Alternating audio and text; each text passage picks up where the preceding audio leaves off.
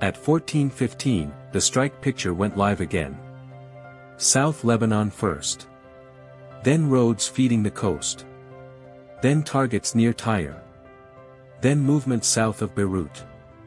A ceasefire framework had just been pushed into the headlines, but inside the operational map, nobody was moving like the war had stopped. The radar tracks were firm. The drones were already overhead. The next decision was not political. It was procedural. Detect. Classify. Assign. Launch. Assess. Re-engage. That is how a ceasefire dies in modern war. The headline says Israel broke the ceasefire and launched massive strikes on Lebanon. The harsher truth is that this ceasefire was conditional, fragile, and in key sectors, barely real at all. Lebanon and Israel had announced a new implementation framework. Hezbollah was supposed to halt fire. Hezbollah was not a party to the talks.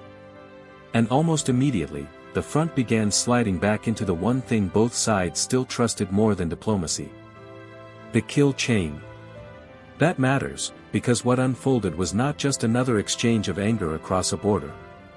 It was a speed contest between sensor networks, strike aircraft, drone feeds, rocket teams, and shrinking decision windows. And once that race starts, pause becomes a meaningless word. From the Israeli side, the logic was brutally simple. If Hezbollah fires, even once, the clock starts. A short-range rocket launched from southern Lebanon can compress warning time for northern Israel to well under a minute. A low, small drone can be worse. It can ride terrain, clutter itself against hills and buildings, and arrive not with the signature of a strategic weapon, but with the ambiguity of a late radar anomaly. That is why this front no longer works like an old artillery duel. It works like a chain of overlapping races. First you try to stop the incoming threat. Then, before the launch team relocates, hides, or goes dark, you try to kill the shooter. If you hesitate, the tactical problem returns a few minutes later. From another orchard, another ridge, another road junction. And in the days leading up to this latest collapse, that pattern was already visible. A US-mediated understanding had reportedly bought Beirut a narrow reprieve. Israel would hold off on a major strike on the capital. Hezbollah, through intermediaries, would hold fire. But even as diplomats talked about pilot zones south of the Litani and exclusive control by the Lebanese armed forces, the battlefield kept issuing its own veto. Israeli strikes continued in the south. Hezbollah operations continued against Israeli forces inside southern Lebanon. A hostile aircraft was intercepted. Rockets were intercepted. Vehicles were hit. Civilians fled roads that were supposed to be outside the center of the storm. That is not stability. That is a weapon pointed at the floor, safety off. To understand why the next Israeli wave came so fast, you have to look north of the border and then immediately back into southern Lebanon's interior. Israeli troops had pushed deeper and seized Beaufort Castle and the surrounding ridge line, a position with a commanding view over parts of southern Lebanon and toward northern Israel. On a map, it is terrain. In a missile duel, it is leverage. High ground does not just matter for old-fashioned observation. It matters because vantage points tighten the kill chain. They improve surveillance geometry. They help drones hold persistent watch. They give artillery spotters and forward observers better reference. They make it harder for launch teams to move unseen between firing points, supply routes, and fallback positions. And once Israel planted itself there and signaled it would stay, Hezbollah was almost guaranteed to test it. Which it did. Reports out of the front described Hezbollah targeting Israeli troops and vehicles near Kantara and the Beaufort area with rockets and attack drones. From Hezbollah's perspective, this was not random retaliation. It was operational necessity. If Israel could hold those positions, keep drones overhead, and preserve freedom of action across the south, then every Hezbollah launch cell below that line would be living on borrowed time. So now the duel changes shape. It is no longer just Israel hitting Lebanon, or Hezbollah firing back. It becomes a chain against a chain. Hezbollah needs to launch often enough to prove the front is alive, punish Israeli ground positions, and keep pressure on northern Israel. Israel needs to intercept enough of that fire to avoid a tactical shock, then exploit every launch signature before the crews disappear. This is why the phrase, massive strikes, can be misleading if you hear it only as spectacle. Massive, in this context, is not just about blast size. It is about timing density. It is about how many targets can be serviced before the enemy adapts. It is about whether drones, signals intelligence, ground observation, and strike aircraft can compress the detect-to-impact cycle faster than Hezbollah can launch, break down, relocate, and mask itself again. That is the real race. Picture the Israeli side of the board for a moment. In the north, air defense operators are watching for the next rocket or low-altitude drone track. Their job is not glamorous. It is mechanical, precise, exhausting. A small contact appears. Maybe it is real. Maybe it is clutter. Maybe it is a one-way attack drone with a tiny radar cross-section and just enough terrain masking to steal seconds. If they wait too long, it survives into terminal range. If they shoot too early, they burn expensive interceptors on an ambiguous track and open a hole somewhere else. So they work the sequence. Track quality improves. A classification is made. A battery gets the assignment. Interceptor out. Seconds later, a fireball over the north. One inbound threat removed.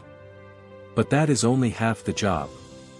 Because the moment the intercept happens, intelligence teams start asking the more important question: where did it come from? A launch plume. A radio burst. A drone uplink. A vehicle seen on a feed 2 valleys back. A pattern of movement close to a village edge. A shooter can be hidden before launch. It becomes much more visible the instant it acts. That is the counterstrike window.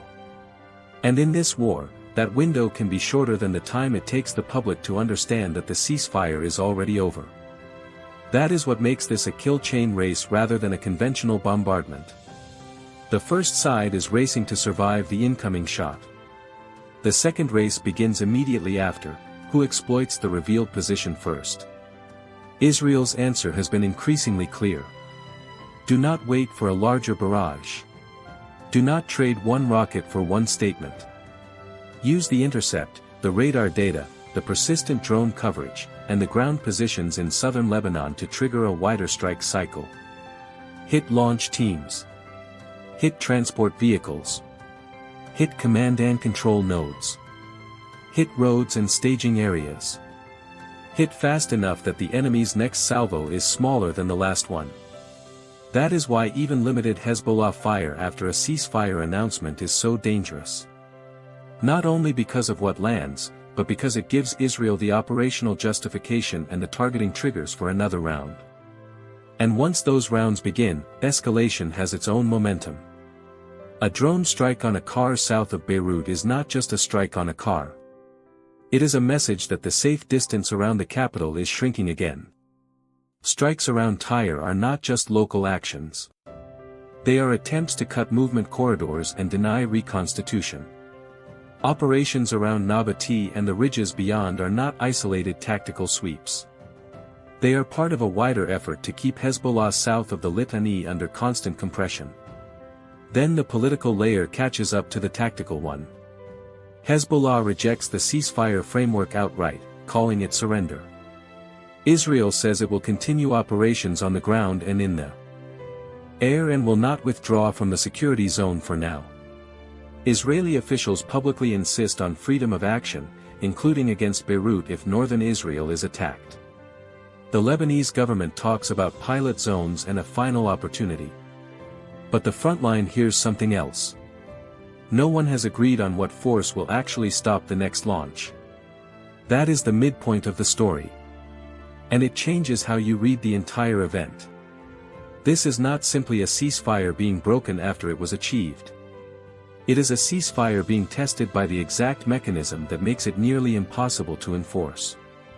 A group that is not fully inside the diplomatic framework still has rockets, drones, local networks, and ideological incentive to keep resistance alive. The state on the other side claims that every launch preserves its right to strike.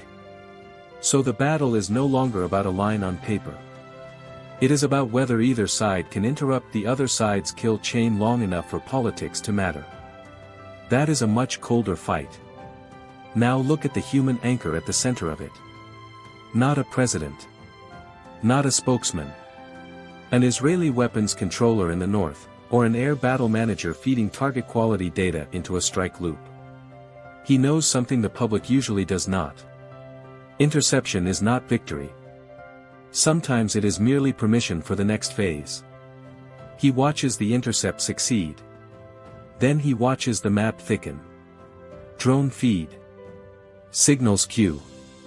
Ground observation. A vehicle halts where it should not. Another disappears under tree cover. A launcher suspected. A command node may be 10 minutes from moving. If he waits for legal certainty on every point, the target evaporates. If he moves too fast, he risks hitting the wrong object, the wrong road, the wrong building, with all the consequences that come with that on this front. This is where modern military language becomes deceptively clean. Freedom of action. Targeting. Counterfire. Degrading infrastructure. Behind those terms is a brutal fact. Someone has minutes to decide whether the object on the screen is the tail of the last attack or the beginning of the next one. And Hezbollah has its own human anchor too. A drone team near the south, an operations cell feeding coordinates to attack units, a commander trying to prove the front has not been politically neutralized. He also understands the math. Every launch reveals him. Every successful strike buys narrative momentum but burns survivability. Stay silent, and the movement looks constrained by diplomacy. Fire, and he may trigger the air campaign that hunts him all night. That is why missile warfare on this front never feels stable for long. The tactical act and the political message are fused together. A rocket is not just a munition. It is also a declaration that the war architecture still functions. And once that declaration is made, Israel's decisive choice becomes visible. Not restraint through ambiguity. Compression through force. Hold Beaufort. Keep the drones up. Use the intelligence from every intercepted rocket and every hostile aircraft to widen the target set. Maintain enough pressure in the south that Hezbollah cannot convert a symbolic launch into a sustained firing rhythm.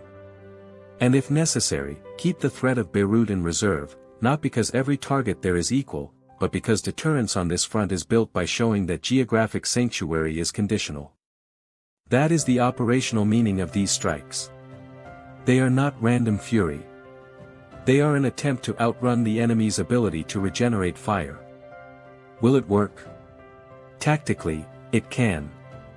Israel has clear advantages in ISR, air power, persistent surveillance, and the ability to stack intercept with immediate counterstrike. It can turn a single incoming track into a web of follow-on actions far faster than most militaries in the region. It can also use new ground positions in southern Lebanon to tighten the sensor picture and shorten the distance between end detection and engagement. But strategy is where the picture darkens again. Because even a successful kill chain campaign does not automatically produce a political end state. Hezbollah does not need to dominate the air to keep the front unstable. It only needs enough surviving launch capacity, enough concealment, and enough discipline to keep presenting Israel with intermittent threats. A few rockets. A drone penetration. A strike on a ground position. A damaged convoy. Enough to force interception, force response, and prove the war is not truly over. That is why this ceasefire framework looked fragile the moment it was announced.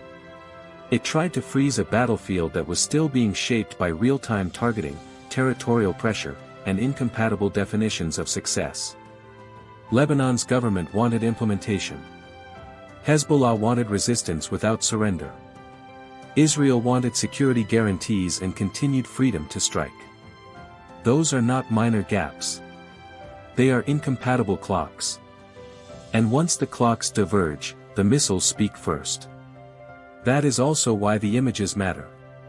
Smoke over Nabatea. Drones above Beirut. Strikes on roads and vehicles. Reports of airstrikes in towns like Somer. Warnings to civilians to move. Rockets intercepted over northern Israel. A hostile aircraft taken down. These are not disconnected incidents.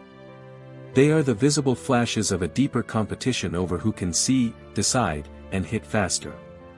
The viewer hears "ceasefire broken" and imagines a diplomatic betrayal. The military sees something more precise. A kill chain reactivated. And the danger in that is larger than this single round of strikes. Because once every local violation becomes targeting data, and every interception becomes justification for a wider strike package, the battle stops behaving like a pause that failed. It behaves like a system designed to restart itself. That is what makes this front so difficult to stabilize. There is no clean line between defense and counterattack anymore. The side that intercepts is already preparing to strike. The side that launches knows the launch itself may be its last exposure. Every move is compressed. Every pause is temporary. Every statement from a capital is competing with radar, drones, and crews working under immediate threat. So yes, Israel may have shattered the latest ceasefire illusion with another wave of strikes on Lebanon. But the deeper lesson is colder than the headline. On this front, war does not end when politicians announce a framework. It ends only when one side can no longer complete the chain from detection to launch to survival. Until then, a ceasefire is just a brief interruption between target tracks. And in a missile duel, 9 minutes can be the pause, the battle, and the warning of the next round all at once.